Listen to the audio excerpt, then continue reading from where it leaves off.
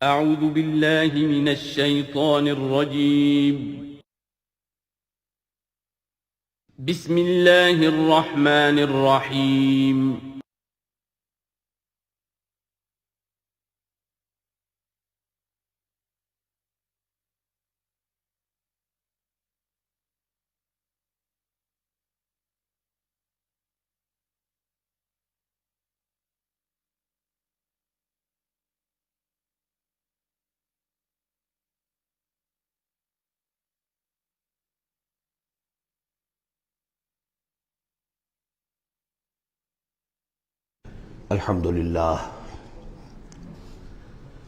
الحمد للہ وکفیٰ والصلاة والسلام علی عبادہ الذین اصطفیٰ، خصوصاً علی افضلہم وخاتم النبیین محمد الامین وعلی آلہ وصحبہ اجمعین. اما بعد فقد قال اللہ تبارک وتعالی کما ورد فی سورۃ الحدید: اعوذ باللہ من الشیطان الرجیم، بسم اللہ الرحمن الرحیم. سبح للہ ما فی السماوات والارض وہو العزیز الحکیم. لہ ملک السماوات والارض یحیی ویمیت وہو علی کل شیء قدیر. هو الاول والآخر والظاہر والباطن وهو بكل شيء علیم. صدق اللہ العظیم. رب اشرح لي صدری ویسر لي امری واحلل عقدۃ من لسانی یفقہوا قولی. اللہم ربنا الہمنا رشدنا واعذنا من شرور انفسنا. اللہم ارنا الحق حقا وارزقنا اتباعہ وارنا الباطل باطلا وارزقنا اجتنابہ. اللہم وفقنا لما تحب وترضى وتقبل منا فإنك خیر المتقبلین. اللہم ارحمنا بالقرآن العظیم واجعلہ لنا اماما ونورا وہدى ورحمہ. اللہم ذکرنا منہ ما نسینا وعلمنا منہ ما جہلنا وارزقنا تلاوتہ آناء اللیل واطراف النہار واجعلہ لنا حجۃ یا رب العالمین، آمین. سورہ حدید سے قرآن حکیم میں جو مکی اور مدنی صورتوں کے 7 گروپ ہیں، ان میں سے چھٹے گروپ کی مدنی صورتوں کا آغاز ہو رہا ہے. یہ مقام اس اعتبار سے بہت اہم ہے کہ ایک تو یہ کہ پورے قرآن مجید میں تعداد کے اعتبار سے مدنی صورتوں کا یہ سب سے بڑا گلدستہ ہے. سورہ حدید سے شروع ہو کر جو 27ویں پارے کی آخری صورت ہے، پھر سورہ تحریم تک کہ جو 28ویں پارے کی آخری صورت ہے، یہ مسلسل صورتیں ہیں 10. اگرچہ حجم کے اعتبار سے یہ زیادہ نہیں ہے، 1.25 پارے سے بھی کم، لیکن صورتوں کی تعداد کے اعتبار سے یہ مدنی صورتوں کا سب سے بڑا گلدستہ ہے قرآن حکیم میں. اس لیے کہ ذہن میں تازہ کر لیجئے، پہلے سورہ بقرہ، آل عمران، سورہ نساء، سورہ مائدہ، اگرچہ 6.25 پارے لیکن صورتیں تو 4 ہی تھیں. پھر سورہ انفال، سورہ توبہ 2 صورتیں، پھر سورہ نور 1 صورت، پھر سورہ احزاب 1 صورت، پھر 3 صورتیں سورہ محمد صلی اللہ علیہ وسلم، سورہ فتح اور سورہ حجرات.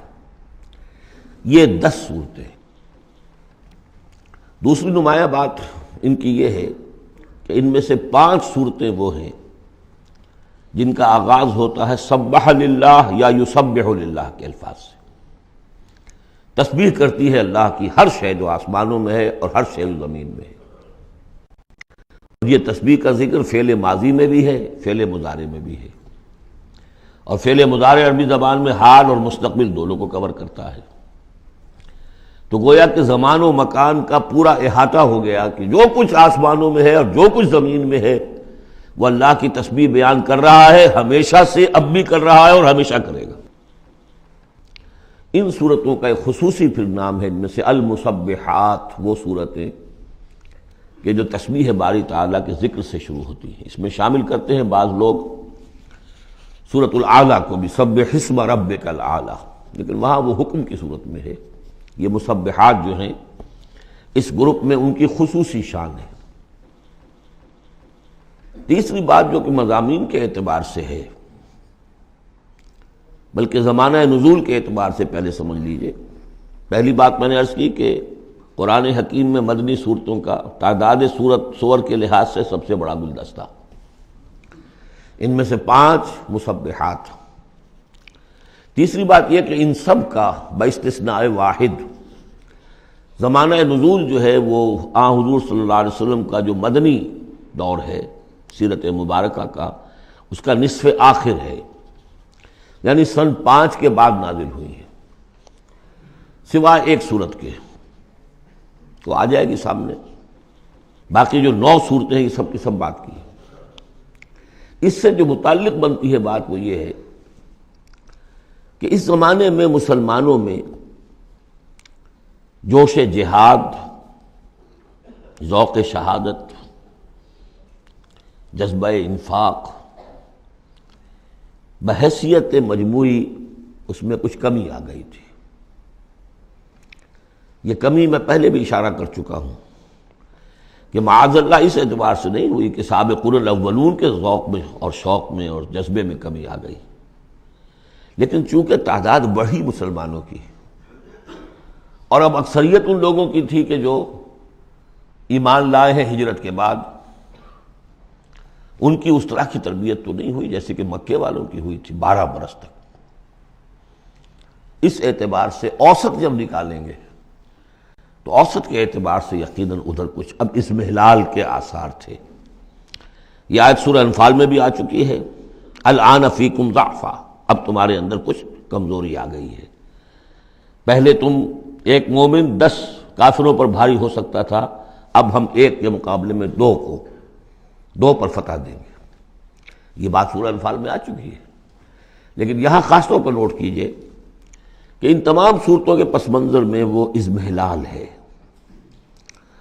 نتیجہ یہ ہے کہ ان تمام صورتوں میں مسلمانوں کو جیسے کہ جھنجھوڑا جا رہا ہے، تمہیں کیا ہو گیا؟ سورہ صف میں آپ دیکھیں گے، یا ایھا الذین آمنوا لم تقولون ما لا تفعلون، کیا ہو گیا تمہیں؟ کیوں کہتے ہو جو کرتے نہیں ہو؟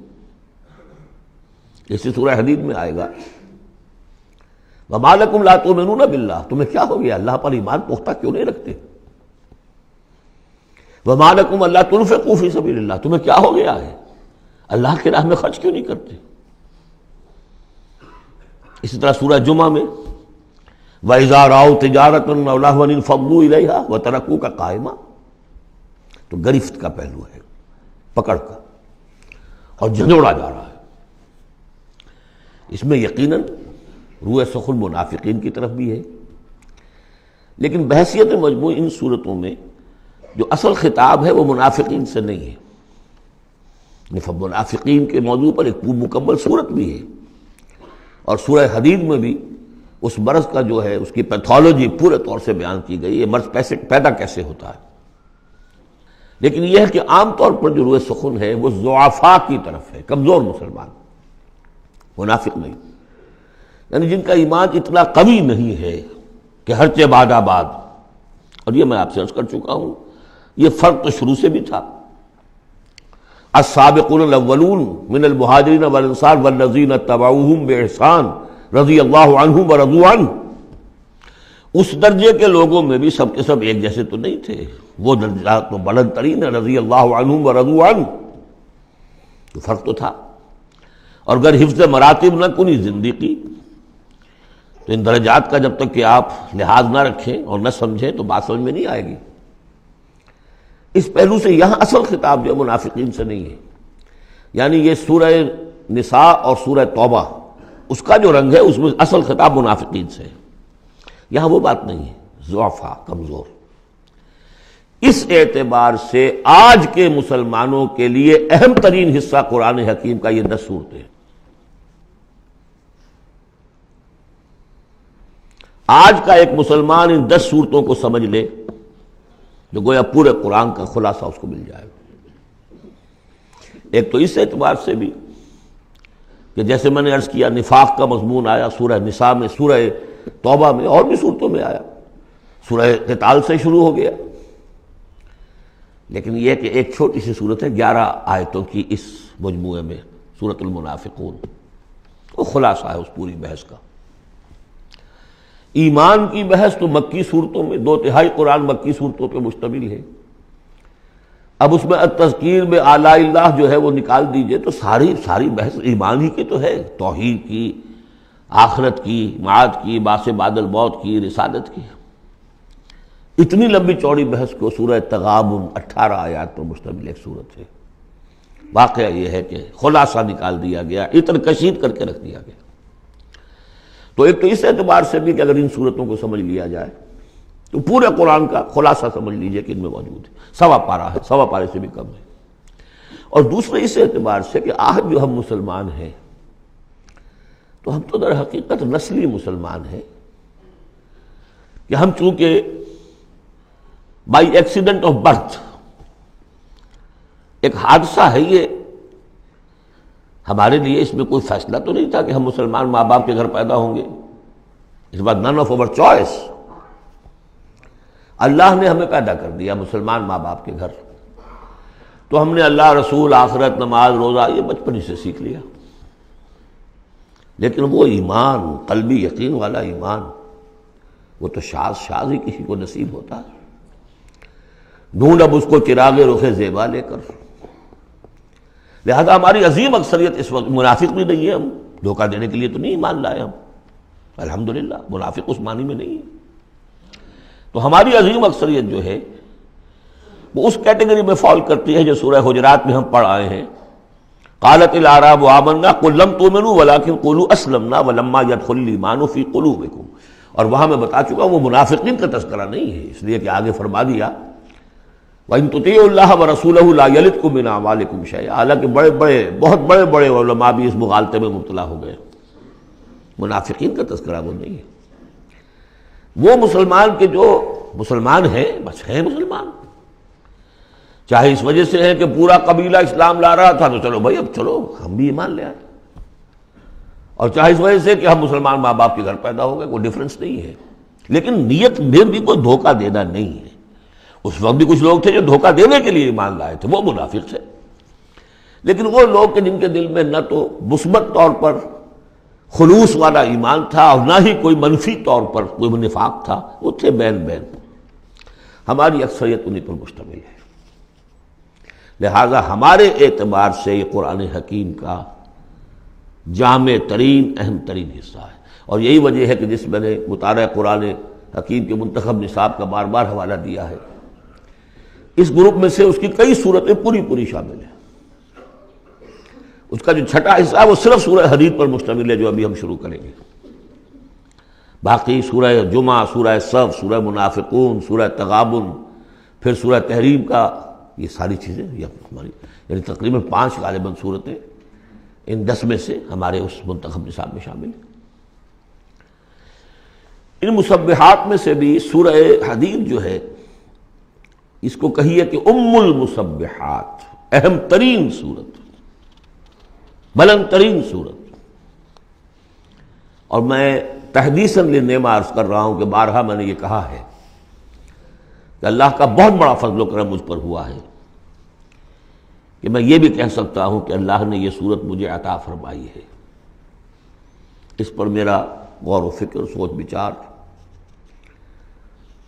50s سے شروع ہو چکا تھا، اور اللہ تعالیٰ نے مجھے انشراح دیا اس صورت کے بارے میں، اور اس کے حوالے سے اب اس کے دروس میرے 15 گھنٹے پر بھی ہیں، اس کے بھی کیسٹس ہیں، اس کے بھی ویڈیوز ہیں، اس میں جو مباحث ہیں عظیم، ان میں سے تو ایک چاہتا ہے کہ عظیم لیکچر اس پر ہو۔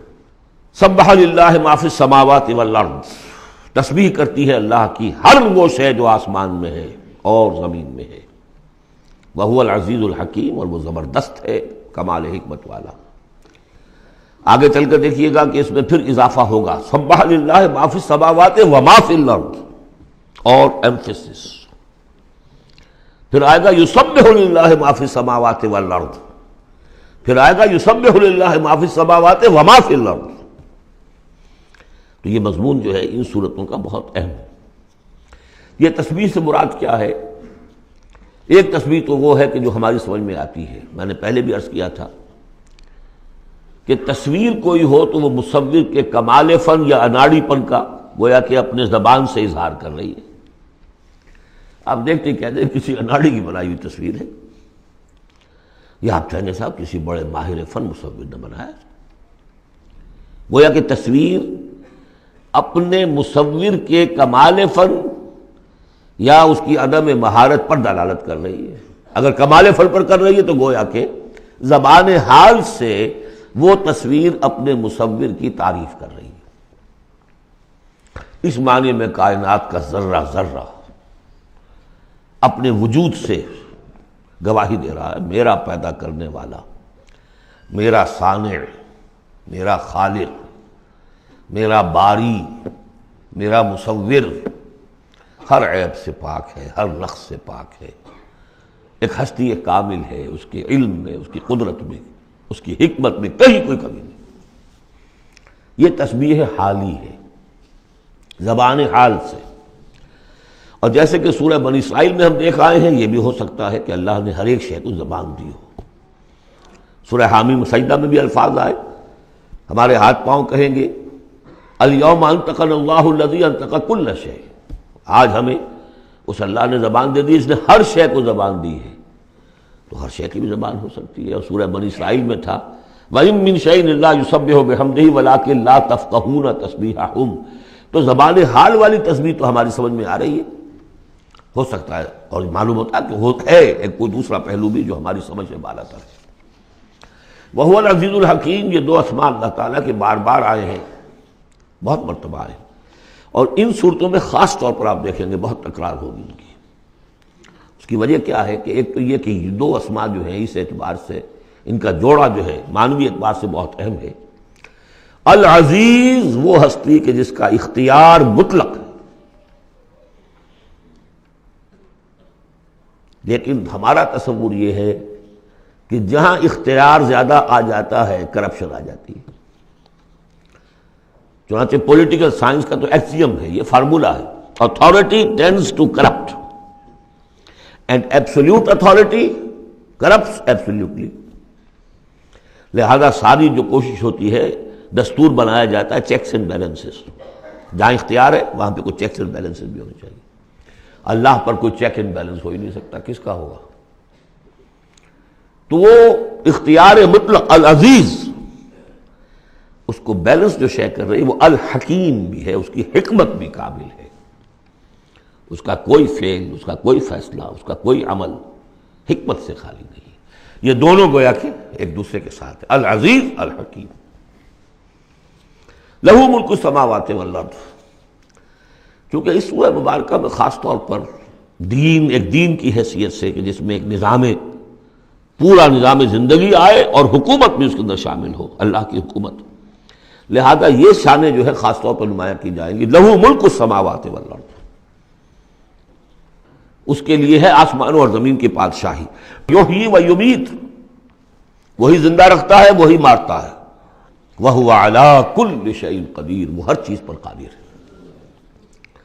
اس سورہ مبارکہ کی پہلی 6 آیات میں اللہ تعالیٰ کے اسماء و صفات کا جو ذکر ہو رہا ہے وہ پورے قرآن میں اس اعتبار سے منفرد ہے کہ بلند ترین سطح پر انتہائی جامعیت کے ساتھ فلسفے اور منطق کی بلند ترین سطح پر ہے۔ تیسری آیت اس کی وہ ہے جس کے بارے میں نے آپ کو پہلے سنایا تھا، امام راضی کا قول کہ آ کر کھڑے ہو گئے اس مقام پر جیسے کہ خوف زدہ ہو انسان، دہشت زدہ۔ هو الاول والآخر والظاہر والباطن وہو بکل شیء علیم، وہی اول ہے، وہی آخر ہے، وہی ظاہر ہے، وہی باطن ہے۔ کیا سمجھے اس کو؟ وہی وہ ہے، پھر یہ کیا ہے؟ غالب کا بڑا پیارا شعر ہے، جبکہ تجھ بن نہیں کوئی موجود، پھر یہ ہنگامہ ہے خدا کیا ہے؟ وہی اول، وہی آخر، وہی ظاہر، وہی باطن۔ یہ ہے وہ مقام جس پر کہ آ کر کھڑے ہو گئے امام راضی، اعلم ان ھذا المقام مقام غامض مہیب عمیق، خبردار، ہوشیار کہ رہبر دم تیغست قدم رہا، ہوشیار ہو جاؤ، تلوار کی دھار پر قدم آ گیا ہے تمہارا۔ یہ ہے وہ مسئلہ کہ جس کو ہمارے بعض صوفیہ وحدت الوجود سے تعبیر کرتے ہیں، لیکن یہ فلسفے کا مشکل ترین مسئلہ ہے۔ وحدت وجود کی ایک تعبیر وہ بھی ہے جو کفر ہے، شرک ہے، اموست، جس کے کفر و شرک ہونے میں کسی کو اختلاف نہیں، لیکن یہ کہ یہ عام لوگوں کی سمجھ میں آنے والی بات ہے نہیں۔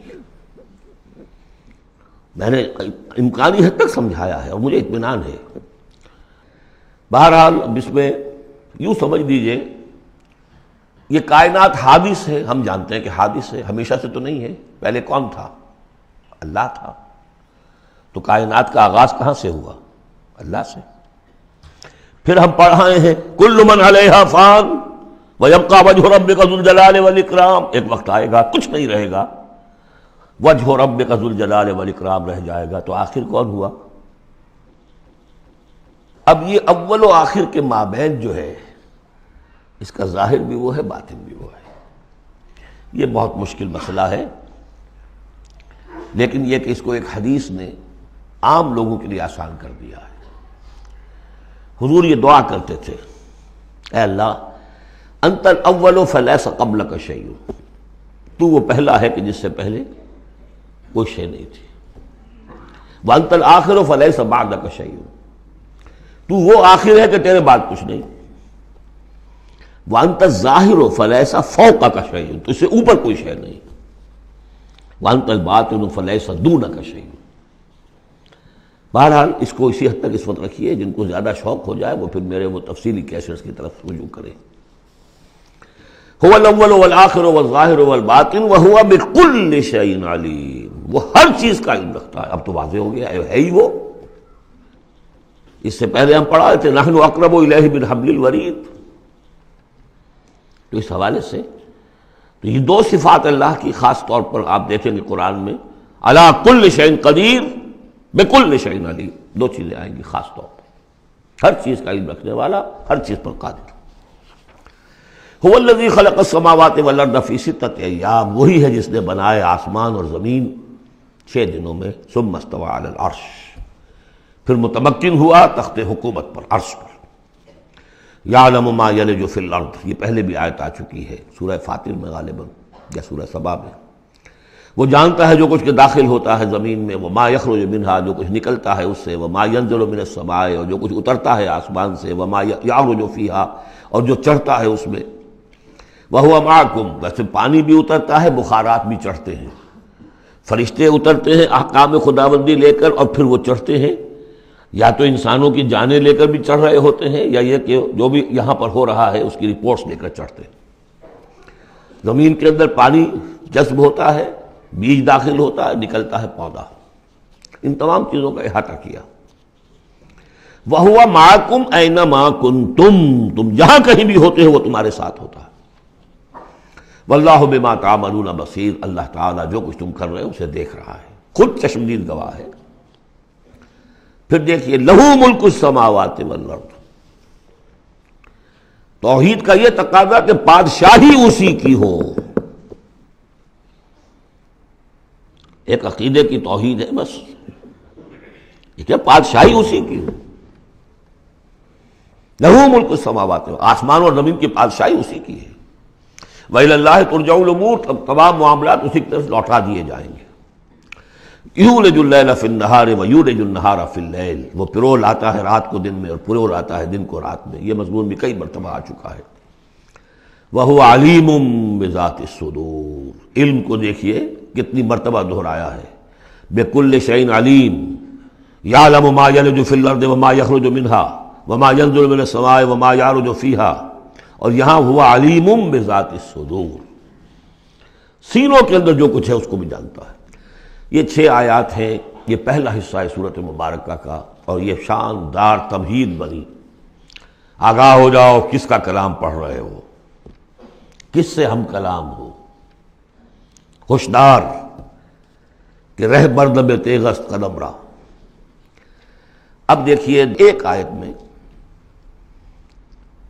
جو تقاضا ہے، یہ تو اللہ ہے، ایسا ہے، اسی کی پادشاہی ہے، وہ سب جانتا ہے، وہ ہر چیز پر قدیر ہے، یہ سب کیا ہے؟ نیریٹو ہے، اور یہ ہے توحید فی العقیدہ۔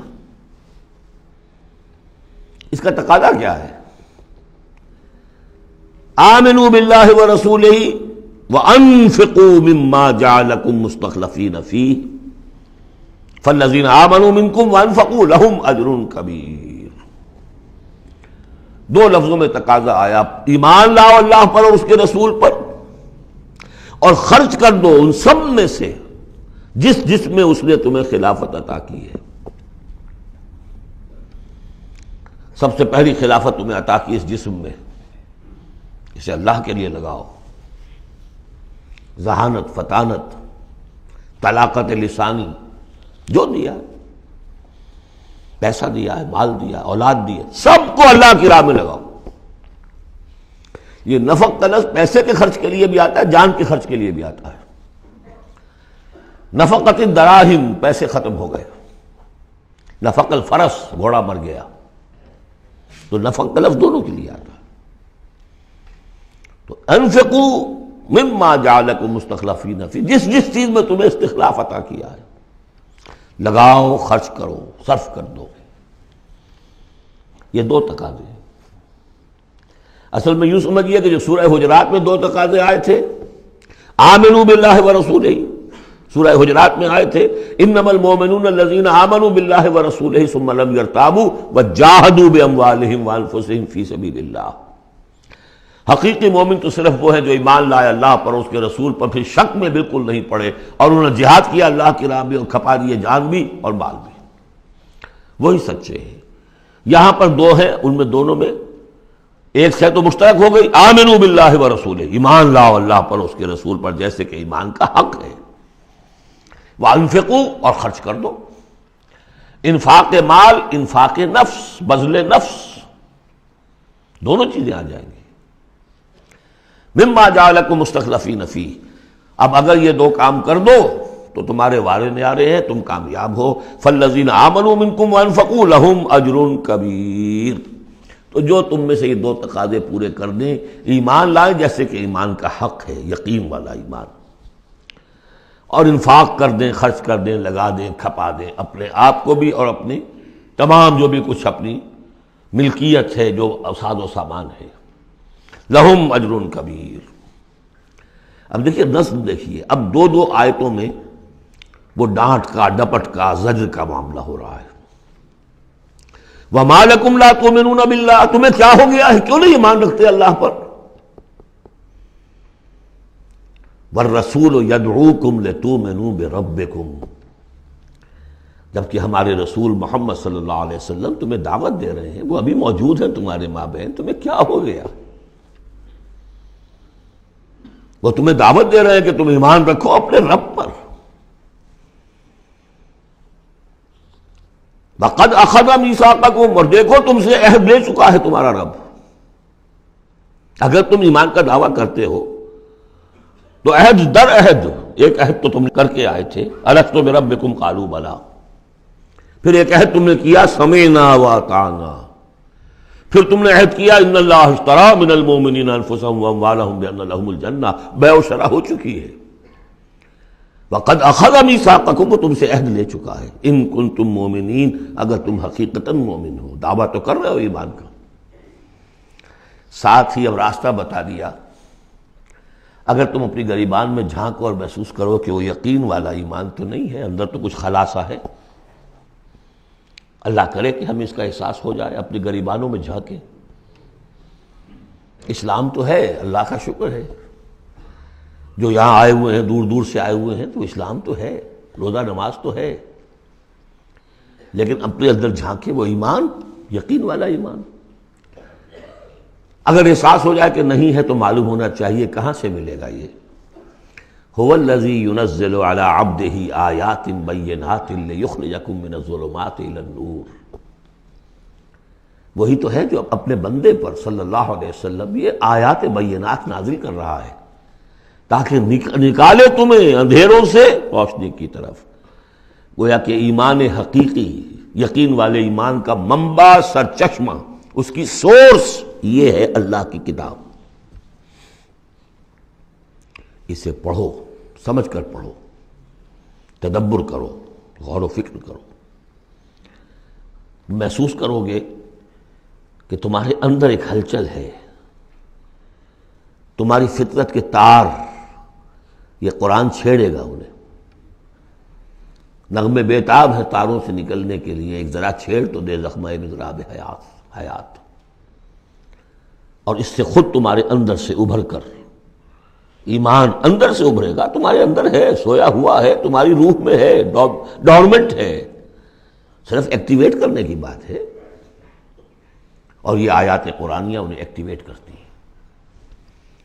هو الذی ينزل على عبده آیات بینات لیخرجکم من الظلمات الی النور وان اللہ بکم لرؤوف رحیم، اور یقیناً اللہ تمہارے حق میں بہت رؤوف اور رحیم ہے۔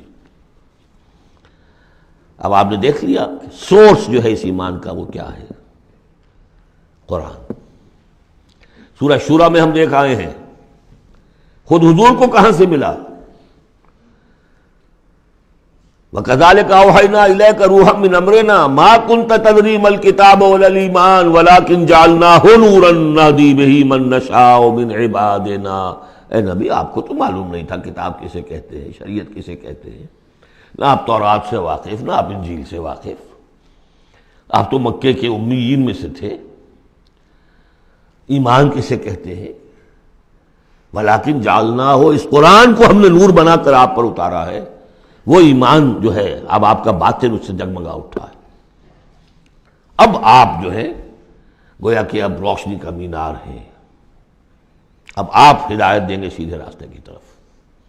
اسی کو مولانا ظفر علی خان نے کہا ہے بہت خوبصورتی لیکن بہت سادگی سے، وہ جنس نہیں ایمان جسے لے آئیں دکانیں فلسفہ سے، ڈھونڈے سے ملے گی عاقل کو یہ قرآن کے سپاہوں۔ اچھا، ایک بات تو ہو گئی کہ تم ایمان کیوں نہیں، تمہارا پختہ کیوں نہیں ہے، یہ ڈلمل یقین ایمان کیوں لیے پھر رہے ہو، یہ شکوک و شبہات کے کانٹے جس میں چبھے ہوئے ہیں اس ایمان کے ساتھ گزارا کیوں کر رہے ہو؟ اگر اس میں کمی ہے تو پہلے اس کمی کو پورا کرو، چھوڑ دو دھندے، کچھ دن نکال لو، 1 سال نکال لو اپنی زندگی میں سے کہ کم سے کم اتنی عربی سیکھ لیں کہ یہ قرآن ہمارے دلوں کے تاروں کو چھیڑ سکے۔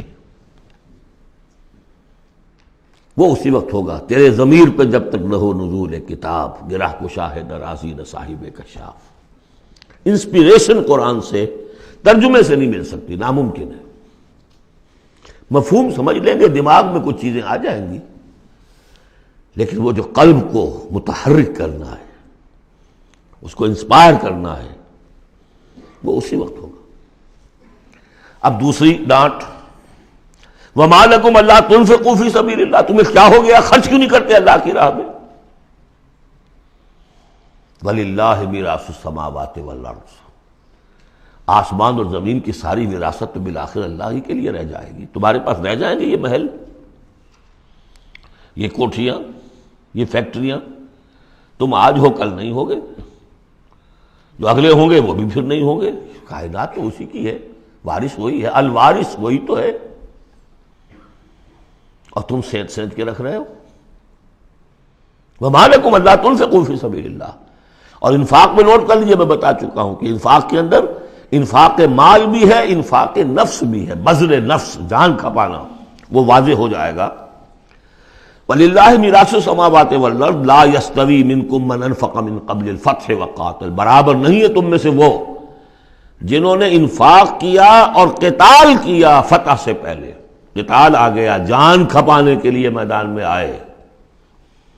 انفاق جو کہا تھا آیت نمبر 7 میں، وہ صرف مال کا نہیں، جان کا بھی ہے، اور انفاق کے جان جو ہے اس کا سب سے بڑا موقع کیا ہے؟ جنگ، جہاں آپ نقد جان ہتھیلی پر رکھ کر حاضر ہوتے، وہ تو اگر جان بچ جائے تو گویا کہ بونس ہے، ورنہ جو جاتا ہے جنگ میں وہ پورا رسک لے کر جاتا ہے۔ اب یہاں بات یہ بتائی گئی کہ جو فتح سے پہلے ایمان لائے تھے جبکہ اسلام کمزور تھا، اور انہوں نے قتال کیا اس وقت جبکہ مسلمانوں کی طاقت بہت کم تھی، ان کا درجہ اولئک اعظم درجۃ من الذین انفقوا من بعد وقاتلوا، ان کا بہت اونچا درجہ ہے، بہت عظیم درجہ ہے ان لوگوں کے مقابلے میں کہ جنہوں نے انفاق کیا اور قتال کیا فتح کے بعد۔ وَكُلًّا وَعَدَ اللَّهُ الْحُسْنَى، اب فتح کے بعد سے صاف ظاہر ہو رہا ہے کہ یہ صورت کم سے کم سن 6 کے بعد نازل ہوئی ہے، اس لیے کہ فتح تو پہلی جو ہے وہ سن 6 میں صلح حدیبیہ کی شکل میں حاصل ہوئی ہے، اِنَّا فَتَحْنَا لَكَ فَتْحًا مُبِينًا، اور پھر جو ظاہری فتح تھی وہ تو فتح مکہ ہے، وہ سن 8 میں ہے۔ یہاں فرمایا جا رہا ہے جن لوگوں نے قتال کیا انفاق کیا فتح سے پہلے، ان کا درجہ بہت بلند ہے ان سے جنہوں نے انفاق کیا اور قتال کیا بعد میں، اگرچہ کلاً وعد اللہ الحسنی، سب سے اللہ کا وعدہ ہے بہت اچھا، واللہ بما تعملون خبیر، اور جو کچھ تم کر رہے ہو اللہ اس سے باخبر ہے۔ اب آئی پکار، اس کو اب کھلے دل سے بیدار دل سے سنیے۔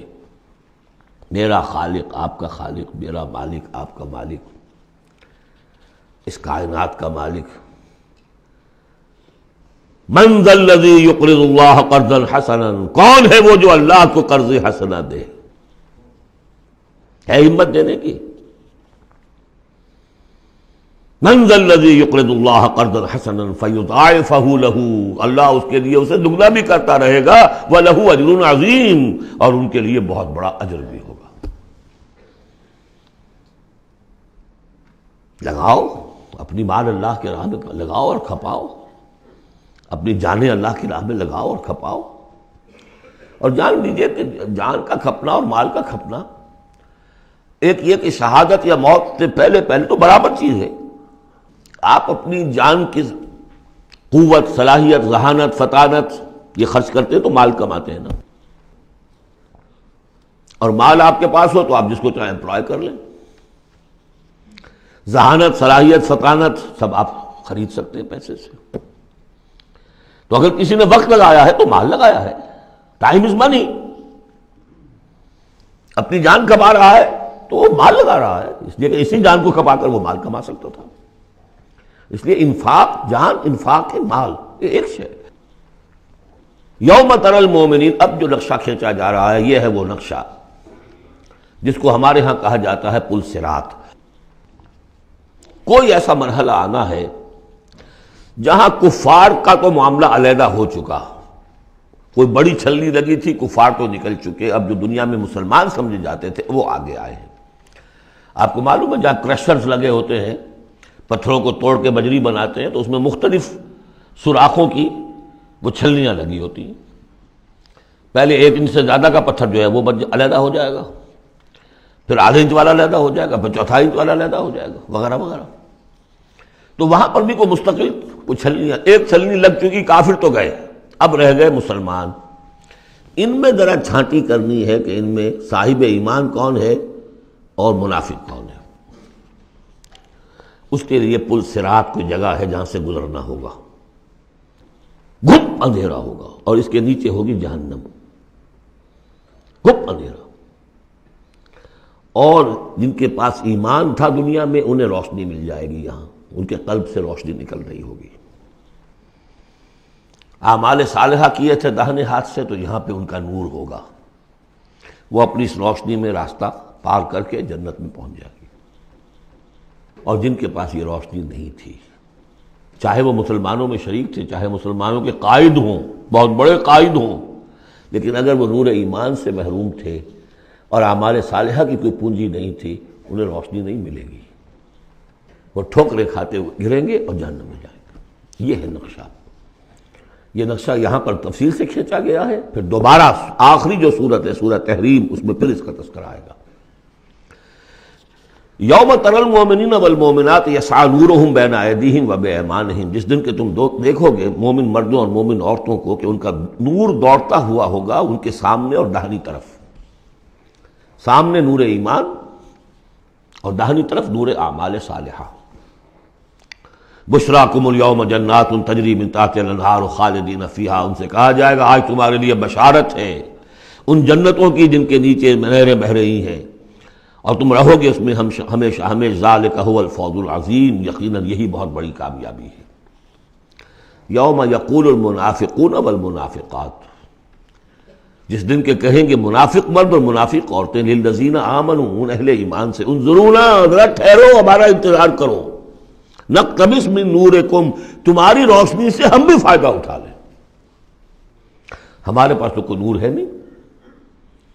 دیکھیے انتہائی دھوپ اندھیرا ہو، کہیں جنگل میں سے گزرنا ہو اور پگڈنڈی ہو، اس پر آپ چل رہے ہو، جس کے پاس ٹارچ ہے وہ تو گویا کہ بادشاہ ہے اس وقت، اور وہ تیز تیز قدم اٹھا رہا ہے، پیچھے والا کہتے کہ بھائی ٹھہرو میاں، تمہارے پاس تو ٹارچ ہے، ہمیں بھی ساتھ لے کے چلو۔ وہی نقشہ ہے، انظرونا، ہمیں مہلت دو، انتظار کرو ہمارا، ذرا ٹھہرو، کہاں بڑھے چلے جا رہے ہو؟ اقتبس من نورکم، یہی وہ لفظ اقتباس، قبس کہتے ہیں چنگاری کو، کسی چولہے میں سے چنگاری لا کر اپنے چولہے میں آگ جلا دینا، ہم تمہارے اس نور سے فائدہ اٹھا لیں۔ قیل ارجعوا وراءکم فالتمسوا نورا، کہا جائے گا لوٹ جاؤ پیچھے کی طرف اور تلاش کرو نور۔ یہ نور یہاں نہیں ملا، دنیا سے کما کر لایا گیا ہے۔ یہاں قیلا کہا گیا، قالو نہیں کہا گیا۔ اہل ایمان کی شرافت اور مروت سے یہ بعید ہے کہ وہ یہ جواب دے، کوئی کہنے والا ہوگا اللہ کا فرشتہ، قیلا کہا جائے گا، قیل ارجعوا وراءکم، لوٹ جاؤ پیچھے کی طرف، فالتمسوا نورا، اگر ہو سکتا جاؤ دوبارہ دنیا کے اندر، وہاں جا کر ایمان اور عمل صالح کی کمائی کر کے لاؤ تو یہ نور ہوگا۔ فضرب بینہم بسور لہ باب، اور اتنے عرصے میں ان کے درمیان ایک فصیل حائل کر دی جائے گی جس میں ایک دروازہ ہوگا، باطنہ فیہ الرحمہ، اس فصیل کے اندر کی طرف رحمت ہوگی، وظاہرہ من قبلہ العذاب، اور اس کے باہر کی طرف عذاب الہی کا نزول شروع ہو جائے گا۔ یہ چھلنی ہے جو اہل ایمان اور منافقین کے درمیان لگائی جائے گی۔ اب اس اعتبار سے اگلی دو آیتیں جو ہے قرآن مجید کا اہم ترین مقام ہے کہ یہ پیتھولوجی کیسے ڈیولپ ہوتی ہے، نفاق کیسے آتا ہے۔ ینادونہم الم نکن معکم، وہ منافق کہیں گے اے مسلمانوں کیا ہم تمہارے ساتھ نہ تھے؟ تمہارے ساتھ مسجد نبوی میں ہم نمازیں پڑھتے تھے، عیدیں پڑھتے تھے، ہم تمہارے ساتھ تھے۔ الم نکن معکم، کیا ہم تمہارے ساتھ نہ تھے؟ قالوا بلا، اب وہ کہیں گے ہاں تھے تو ہمارے ساتھ کیوں نہیں تھے؟ ولکنکم فتنتم انفسکم، تم نے اپنے آپ کو فتنے میں ڈالا۔ فتنہ کیا ہے؟ انما اموالکم واولادکم فتنہ، مال اور اولاد سے ضرورت سے زیادہ محبت، اگر اللہ اور اس کے رسول اور اس کی راہ میں جہاد سے زیادہ محبت ہے اہل و عیال سے اور مال سے، تم نے اپنے آپ کو اپنے ہاتھوں فتنے میں ڈال دیا۔ یہاں ذرا وہ آیت اب یاد کر لیجئے جو سورہ توبہ میں ہم پڑھا ہے، آیت نمبر 24، قل ان کان آباؤکم وابناؤکم واخوانکم وازواجکم وعشیرتکم واموال اقترفتموها وتجارۃ تخشون کسادها ومساکن ترضونها احب الیکم من اللہ ورسولہ وجہاد فی سبیلہ فتربصوا حتی یاتی اللہ بامرہ واللہ لا یہدی القوم الفاسقین۔ اے نبی ان سے کہہ دیجئے کہ اگر تمہیں اپنے باپ اور بیٹے اور بھائی اور بیویاں اور رشتہ دار اور وہ مال جو بڑی محنت سے جمع کیے ہیں، وہ تجارت جس کی کساد کا تمہیں اندیشہ رہتا ہے، اور وہ حویلیاں اور محل جو تمہیں بڑے محبوب ہیں، اگر ان 8 چیزوں کی محبت زیادہ ہے تمہارے دل میں اللہ اور اس کے رسول اور اس کی راہ میں جہاد کی محبت سے، تو جاؤ دفع ہو جاؤ، انتظار کرو یہاں تک کہ اللہ اپنا فیصلہ سنا دے۔ یہ ترازو کس نے ٹلٹ کی ادھر؟ یہ 8 والا پلڑا کیوں ہوا نیچے؟ کیوں نہیں یہ 3 والا نیچے گیا؟ یہ تمہارا فیصلہ ہے، اٹ واز یور چوائس، لہذا فتنتم انفسکم، تم نے خود اپنے آپ کو فتنے میں ڈالا، اور یہ فتنے میں جب ڈالا وتربصتم، نتیجہ تربص نکلا، وہی جو آیت ختم ہوئی آیت نمبر 24 سورہ توبہ کی، فتربصوا، گو مگو میں آدمی مبتلا ہو جاتا ہے، چلوں نہ چلوں، بڑھوں نہ بڑھوں، قدم بڑھاتا ہوں تو یہ خطرات آتے ہیں، یہ مصیبتیں آتی ہیں، رک جاتا ہوں تو باز پرس ہوتی ہے، پوچھا جائے گا اچھا چلو جھوٹ بول کے جان بچا لوں گا، اس سے آگے بڑھنا شروع ہوتا ہے بس۔ وَلَكِنَّكُمْ فَتَنْتُمْ أَنفُسَكُمْ وَتَرَبَّصْتُمْ وَارْتَبْتُمْ، اور پھر ایک مرحلہ آتا ہے کہ وہ ایمان کی تھوڑی بہت پونجی جو تھی اس میں ریب اور شکوک و شبہات کے کانٹے چڑھنے شروع ہو جاتے ہیں، کیا پتہ ہوگی بھی کہ نہیں آخرت، یہ دنیا نقد ہے، اس کی لذت نقد، اس کی کلفت نقد، اس کا عیش نقد، اس کی تکلیف نقد. پتہ نہیں آخرت ہوگی کہ نہیں ہوگی. پھر شکوک و شبہات آئیں گے.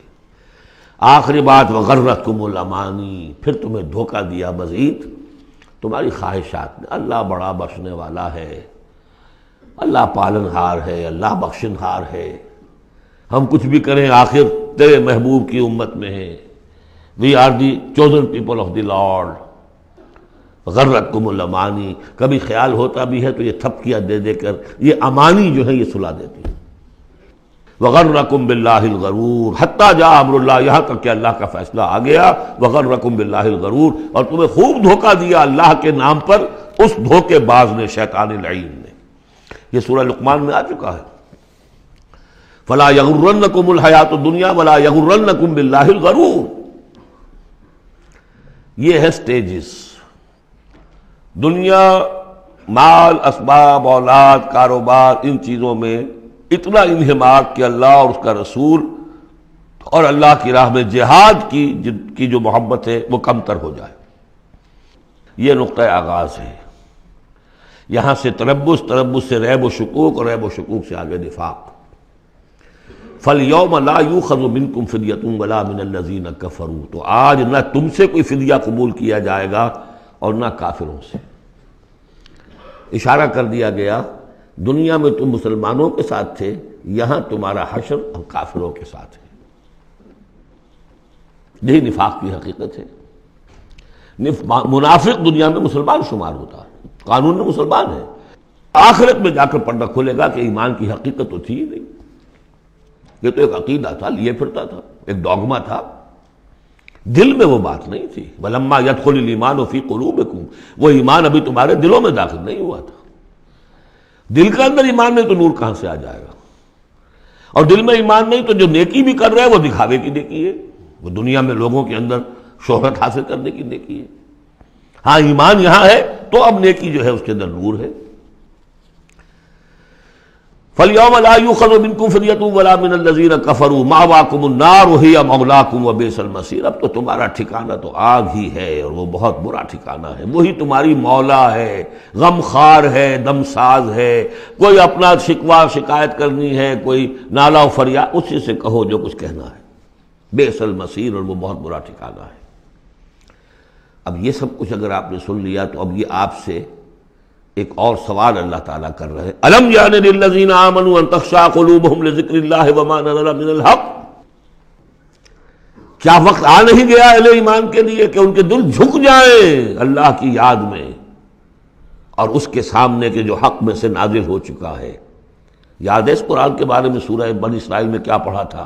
وَبِالْحَقِّ أَنزَلْنَاهُ وَبِالْحَقِّ نَزَلَ. ہم نے اس کو نازل کیا حق کے ساتھ اور یہ نازل ہوا ہے حق کے ساتھ. تاخیر، تعویق، یہ کر لوں وہ کر لوں، اس کے بعد بچیوں کے ہاتھ پیلے کرنے ہیں. ابھی ذرا بچوں کی تعلیم کا مسئلہ ہے. تعلیم کیا؟ دنیا کی تعلیم، میری تعلیم دنیا کی. خود ساری عمر گزار دی ہے جن کوچوں کی سیر کرتے ہوئے انہی کوچوں میں داخل کر رہے ہیں اپنی اولاد کو. اور ایسے ایسے لوگ بھی ہیں، ایسے ایسے ناسمجھ لوگ، کچی عمر میں برطانیہ بھیج دیا، امریکہ بھیج دیا، اور پھر روتے ہوئے آتے ہیں بچہ بگڑ گیا، بچے نے یہ کر دیا، بچہ وہ ہو گیا. یہ تو حال ہے. الم یعن للذین آمنوا ان تخشع قلوبہم لذکر اللہ وما نزل من الحق. کیا وقت آ نہیں گیا؟ کس کے منتظر ہو؟ اہل ایمان کے دل جھک جائیں اللہ کی یاد میں اور اس قرآن کے سامنے. ولا یکونوا کالذین اوتوا الکتاب من قبل، نہ ہو جائیں ان لوگوں کے مانند جنہیں کتاب دی گئی تھی پہلے. فطال علیہم الامد، تو جب ان پر ایک طویل مدت گزر گئی، فقست قلوبہم، تو ان کے دل سخت ہو گئے. یاد ہے سورہ بقرہ کی آیت؟ ثم قست قلوبکم فہی کالحجارۃ او اشد قسوہ، پتھروں کی طرح سخت، اس سے بھی زیادہ سخت. وکثیر منہم فاسقون، اور ان کی اکثریت فاسقوں پر، فاجروں پر مشتمل ہے. دیکھ لو ایک راستہ وہ ہے. اب بھی نہ مڑو گے، اب بھی نہ توبہ کرو گے، اب بھی نہ باز آؤ گے، تو پھر دیکھ لو نشان عبرت کے طور پر وہ موجود ہے قوم. ثم قست قلوبکم فہی کالحجارۃ او اشد قسوہ.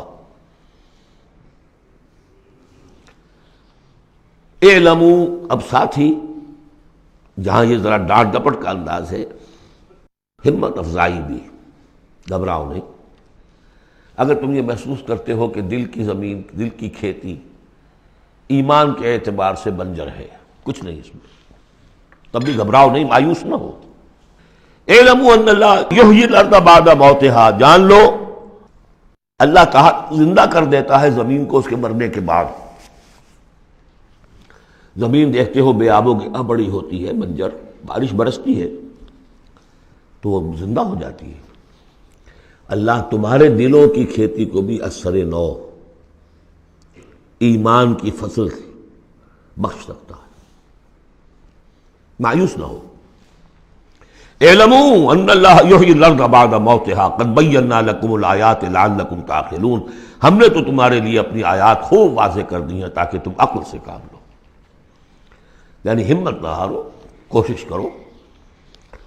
کھیتیاں دوبارہ اس کے اندر فصل آ جایا کرتی ہے، بارش برستی ہے، ہاں لیکن کھیتی کے اندر کچھ ہل چلانا پڑتا ہے، بیج ڈالنا پڑتا ہے، مشقت کرنی پڑتی ہے۔ تو یہاں بھی تمہیں ایک ہل چلانا ہوگا، اور وہ ہل چلانا کیا ہے؟ یہ مال کی محبت ہے کہ جو اس زمین کے اندر جس نے کہ بنجر بنا دیا ہے، اس کو ہل چلاؤ، مال کی محبت نکالو۔ ان المصدقین والمصدقات واقرضوا اللہ قرضا حسنا یضاعف لهم ولهم اجر کبیر، یقیناً صدقہ دینے والے مرد اور صدقہ دینے والی عورتیں اور جو اللہ کو قرض حسنہ دیں، یہ میں بتا چکا ہوں سورہ بقرہ میں جب ہم پڑھ رہے تھے 2 رکوع، کہ اللہ کے لیے، دین کے لیے، اللہ کی رضا جوئی کے لیے خرچ کرنے کی 2 مدیں ہیں۔ ایک انسانوں میں سے غرباء، مساکین، یتیموں، بیواؤں، بیماروں، مسافروں اور مقروضوں کے لیے خرچ کرنا، وہ صدقہ ہے۔ اس لیے زکوٰۃ کو بھی کہا صدقات، انما الصدقات للفقراء والمساکین۔ ایک اللہ کے دین کے لیے، اس کی دین کی نشر و اشاعت ہے، اس کے پیغام کو پھیلانا ہے، اس کی تعلیم ہے، پھر اس دین کو غالب کرنے کی جد و جہد ہے، اس کے لیے ساز و سامان چاہیے، اس کے لیے وسائل چاہیے۔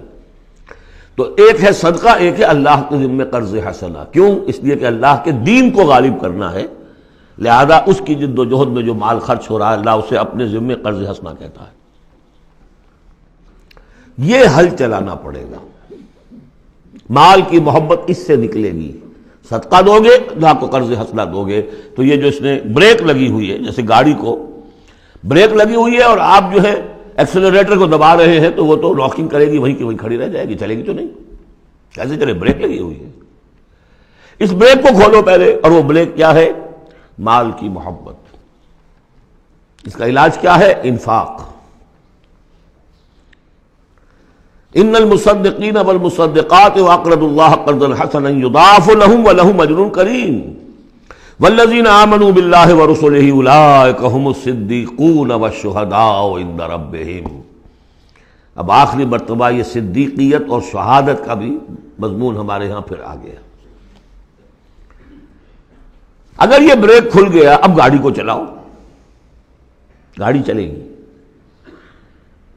لیکن اب مختلف طبائع کی مناسبت سے اگر تو تمہارا مزاج صدیقین والا ہے، صدیقیت کے مرتبے کو پہنچ جاؤ گے۔ اگر مزاج شہادت والا ہے، شہداء کے مقام کو حاصل کر لو گے۔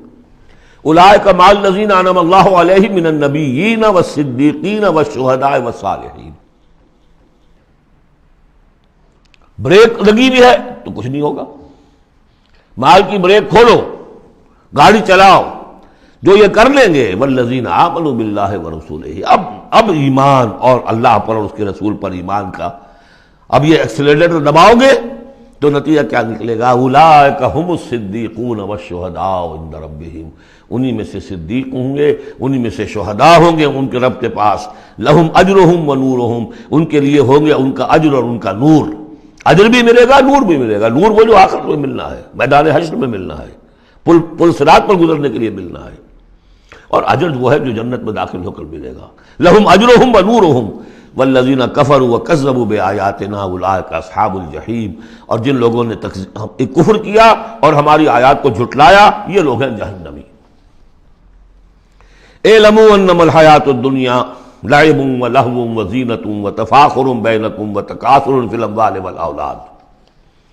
اب جو چیز بریک تھی اس کو سمجھ لو، بریک کی حقیقت کیا ہے؟ دنیا کی محبت۔ جان لو کہ یہ دنیا کی محبت کیا ہے اس کے سوا کہ کچھ عرصہ کھیل کود میں گزرتا ہے۔ لعب، بچپن میں اور کسی چیز سے کوئی دلچسپی نہیں ہوتی۔ باپ کا کاروبار ٹھیک چل رہا ہے کہ نہیں چل رہا ہے، بچوں کو اس سے کیا غرض؟ اسے تو اپنا کھیل کود کرنا ہے۔ لہو، ذرا سا ٹین ایج آئی تو اب کھیل معصوم کھیل نہیں رہتا، اس میں کچھ سینشول گریٹیفیکیشن شروع ہو جاتی ہے، لہو۔ اور اسی وقت جو ہے زینت، بناؤ سنگھار بہت ہوتا ہے، بہت۔ اس ایج میں مردوں کو بھی خیال ہوتا ہے ٹھیک ٹھاک لباس ہو، پورا جو ہے ہمارے فیشن کے مطابق ہو، ویری سینسٹیو۔ اس کے بعد ذرا عمر بڑھتی ہے، تفاخر بینکم، اب فخر، نسل پر فخر، مال پر فخر، دولت پر فخر، اور فخر میں بڑھ جانا، تفاخر بینکم۔ لیکن جب ذرا زندگی ذرا اور ڈھلی، تکاثر فی الاموال والاولاد، کثرت سے مال اور اولاد۔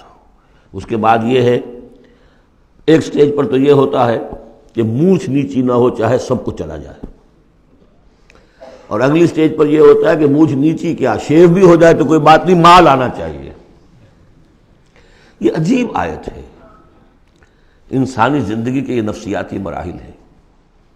بہت کم لوگوں نے سمجھا اس آیت کو۔ اس کا ہر دور میں کوئی ایک شے ہوتی ہے جو انسان کے اس ذہن پر اور نفسیاتی اعتبار سے اس کے نزدیک بڑی اہمیت کی حامل ہوتی ہے۔ بچپن میں کھیل کود، ذرا اس سے بڑا ٹین ایجرز، اس میں لہو وزینۃ، اس سے اوپر آئے تفاخر، اس سے اوپر آئے اب یہ ہے کہ بڑا ریئلسٹک ہو جاتا ہے آدمی، چھوڑو میاں ان باتوں کو، پیسے کی فکر کرو، رکھو اس کو، سنبھالو۔ تکاثر فی الاموال والاولاد کمثل غیث، میں نے بارہا کہا یہ ایک لائف سائیکل ہے، ہیومن لائف سائیکل۔ وہی لائف سائیکل آپ کو ملتی ہے باٹنی میں، نباتات میں۔ کمثل غیث، جیسے کہ بارش برستی ہے، اعجب الکفار نباتہ، تو جو کسان ہوتے ہیں اس سے جو روئیدگی کھیتی اپجتی ہے اس کو بڑی اچھی لگتی ہے۔ ثم یہیج، پھر وہ کھیتی اپنی پوری قوت پر آتی ہے۔ فتراہ مصفرا، پھر دیکھتے ہو وہ زرد ہو جاتی ہے۔ ثم یکون حطاما، پھر کھیتی کٹ جاتی ہے اور چورا چورا کہیں جو ہے وہ توڑی کے ٹکڑے پڑے رہ جاتے ہیں۔ اسی طرح بچہ پیدا ہوتا ہے، بڑی خوشیاں ہیں، جشن بن رہا ہے، پھر وہ بچہ جوان ہوا ہے، ثم یہیج، جو اپنی پوری قوت کو پہنچ گیا ہے۔ فتراہ مصفرا، پھر بالوں میں بھی سفیدی آ گئی، پھر چہرے پر جھریاں آ رہی ہیں۔ ثم یکون حطاما، پھر مرے اور گڑھے میں دفن ہوئے اور مٹی میں مل کر مٹی ہو گئے۔ لیکن ایک زندگی آخرت کی ہے جس کے لیے کوئی اس طرح کا اینڈ نہیں ہے۔ وَفِي الْآخِرَةِ عَذَابٌ شَدِيدٌ وَمَغْفِرَةٌ مِّنَ اللَّهِ وَرِضْوَانٌ، اور آخرت میں ہے بہت بڑی سزا اور مغفرت اللہ تعالیٰ کی طرف سے، اور یا رضوان ہے۔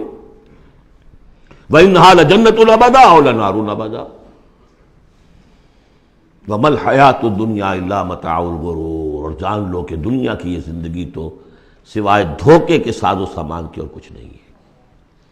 یہ تمہیں اپنے اندر گم کیے رکھتی ہے، بھلائے رکھتی ہے، نہ اللہ یاد نہ آخرت یاد، اسی میں مگن، اسی میں گم۔ کافر کی یہ پہچان کہ آفاق میں گم ہے، اور مومن کی یہ پہچان کہ گم اس میں ہے آفاق۔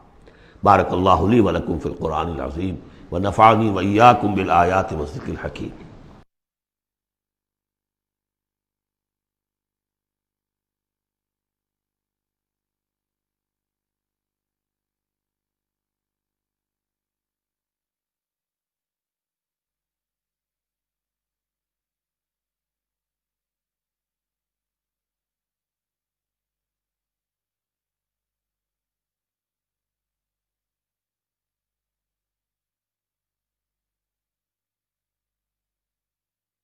أعوذ بالله من الشيطان الرجيم. بسم الله الرحمن الرحيم.